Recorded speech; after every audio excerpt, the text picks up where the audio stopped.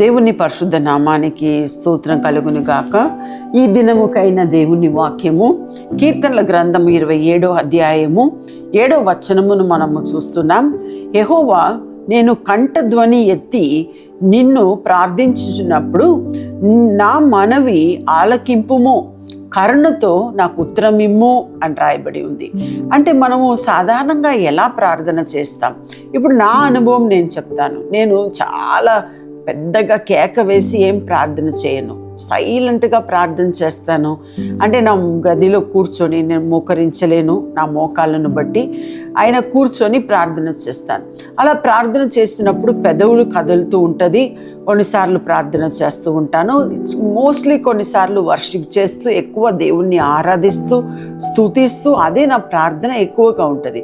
కానీ ఎప్పుడు మనము కంఠధ్వని ఎత్తి ప్రార్థన చేస్తాం, ఎప్పుడు కేక వేసి ప్రార్థన చేస్తాను. నాకు సడన్గా ఈరోజు ఏం గుర్తొచ్చిందంటే, నేను ఆలోచించాను, నేను ఎప్పుడు కంఠధ్వని ఎత్తి చాలా గట్టిగా కేక వేసి నేను గంతులు వేసి అలా ప్రార్థన చేశానండి. నాకు ఎప్పుడు గుర్తొచ్చిందంటే, మా అమ్మ చనిపోయినప్పుడు. మా అమ్మ చనిపోలేదు, ఇంకా చనిపోతారని చెప్పేశారు. ఐసీయూలో వారిని పెట్టారు, మమ్మల్ని లోపల పంపించలేదు. మేము బయటకు నిలబడి ఉన్నాం. అప్పుడు చెప్తున్నారు, ఇంకో 2 నిమిషమో 3 నిమిషమో చివరి ఊపి వారు పిలుస్తున్నారు, కావాలంటే పోయి చూడండి అని. అంటే పోయి చూస్తే ఆమె కన్నంతా పైకి అలా వెళ్ళిపోతుంది. ఆమె చివరి ఊపిరి ఆమె పీలుస్తుంది. అప్పుడు నాకు చాలా చాలా బాధ కలిగింది. ఇంకా ఒక 2 నిమిషంలో ఆమె చనిపోయింది. అప్పుడు నాకు చాలా బాధలో, ఇంకా అది ఆ వేదనలో, అక్కడ నా చుట్టూ కూడా కొంతమంది నిలబడి ఉన్నారు ఐసీయూ డోర్ దగ్గర, మా అన్నయ్య, మా తమ్ముడు అంతా. నేను ఎంత గట్టిగా కేక వేసి నేను దేవునితో ప్రార్థన చేశానంటే, ప్రభువా, నాకు ఎప్పుడు నేను ఏదైనా చెప్పాలంటే నేను మా అమ్మతో మాత్రమే చెప్తా. ఇంక వేరెవరు ఉండవు. ఒక అన్నయ్య, తమ్ముడు ఉన్నారు, కానీ వాళ్ళతో పెద్దగా ఏం చెప్పను. ఏది చెప్పినా మా అమ్మ కూడా ఒక చిన్న పిల్లలాగా అన్ని రోజు చెప్తూ ఉంటుంది. నాకు ఆ నొప్పి ఉంది, ఈ నొప్పి ఉంది, ఆ బాధ ఉందని ఊర్లో నుండి ఫోన్ చేస్తుంది. అయితే నేను అనుకున్నాను, అయ్యో ఇంకా అమ్మ కూడా లేదు కదా, ఇంకా చెప్పడానికి ఎవరున్నారని చెప్పి గట్టిగా స్వరం ఎత్తి నేను ప్రార్థనతో పాటు, ఏడుపుతో పాటు, ఆ రోజు ఇప్పుడు 2-3 సంవత్సరం అయింది, అప్పటి నుండి ఇప్పటి వరకు ఆ రీతిగా నేను ప్రార్థన చేయలేదు, ఆ రీతిగా గట్టిగా గంతులు వేయలేదు, ఏం లేదు. అందుకే ఇక్కడ రాయబడి ఉంది, నేను కంఠధ్వని ఎత్తి నిన్ను ప్రార్థించినప్పుడు.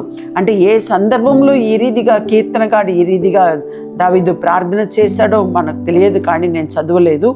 అక్కడ రాయబడి ఉంది, నా మనవి ఆలకింపుము, కరుణతో నాకు ఉత్తరం ఇమ్ము అంటున్నాడు. అంటే నా మనవి ఆలకించుము దేవా, నా యొక్క కరుణతో నన్ను కరుణించి నాకు ఉత్తరం ఇమ్ము అంటున్నాడు.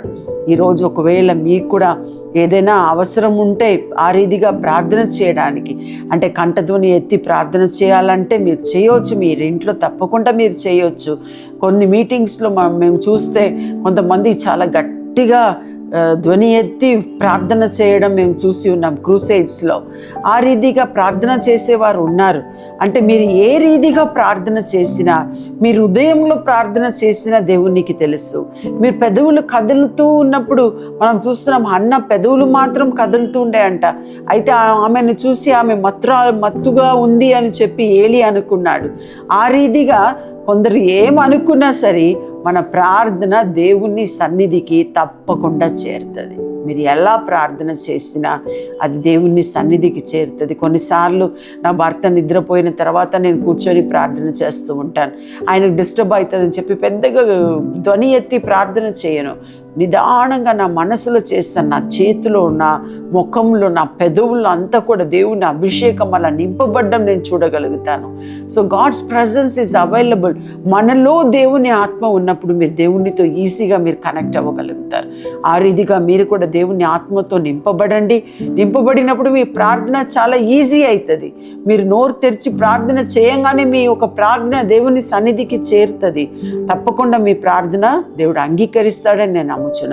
మీరు కూడా ఆ రీతిగా ప్రార్థన చేయడానికి ప్రయత్నించండి. దేవుడు తప్పకుండా మీకు తోడుగా ఉండి మిమ్మల్ని ఈ సంవత్సరం, రాబోయే నూతన సంవత్సరంలో కూడా మీకు తోడుగా ఉండి మిమ్మల్ని దీవించి ఆయన ఆశీర్వదిస్తాడని నేను నమ్ముతున్నాను. ప్రార్థన చేసుకుందాం. ప్రభువా నీకే స్తోత్రం చెల్లిస్తున్నాం తండ్రి.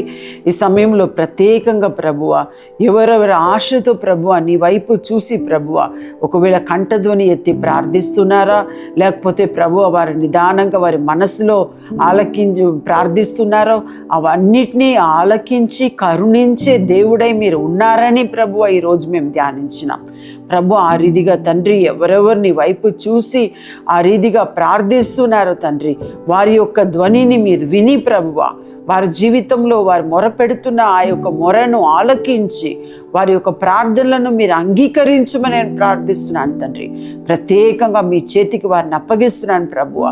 ఎంత మాత్రం వారు సోలిపోకుండా ప్రభువా వారు కూడా ప్రభువా నిత్యము నిన్ను పట్టుకొని గట్టిగా పట్టుకొని ప్రభువా నిన్ను వెంబడించి ప్రభువా ఎట్టి పరిస్థితిలో ప్రభువా నీ యొక్క తండ్రి సన్నిధికి చేరి వారి ప్రార్థించే కృపను వారికి అనుగ్రహించమని వారి ప్రార్థన మనవిని మీరు అంగీకరించమని నేను ప్రార్థిస్తున్నాను. ఇది నీకు సాధ్యము తండ్రి. వారిని మీ చేతికి అప్పగిస్తున్నాను ప్రభువా. మీరే తోడుండి వారిని దీవించి ఆశీర్వదించమని యేసు నామములో అడిగి ప్రార్థిస్తున్నాము తండ్రి. Amen. Wish you all a very happy Christmas.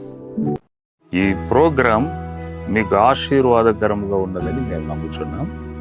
First like చేయండి, తెలిసిన వారు మీ ఫ్రెండ్స్ అందరికీ మీరు షేర్ చేయండి, తర్వాత సబ్స్క్రైబ్ చేయండి. తప్పగా ప్రభు మిమ్మల్ని దీవిస్తాడు. ఇక రాబో వీడియోను కూడా మీరు చూడండి, దీవించబడండి. ప్రభు మిమ్మల్ని దీవించును గాక. God bless you. అందరికీ శుభవార్త. ప్రతి ఆదివారము 4 గంటల నుండి 6 గంటల వరకు కూడా వరంగల్లో గొర్రెకుంటలో గిఫ్ట్ ఆఫ్ జీసస్ వర్షిప్ సెంటర్లో ప్రార్థన కూడిక జరుగుతూ ఉంది. మీరు పాల్గొనండి, ఇతరులకు షేర్ చేయండి. ప్రభు మిమ్మల్ని దీవించును గాక.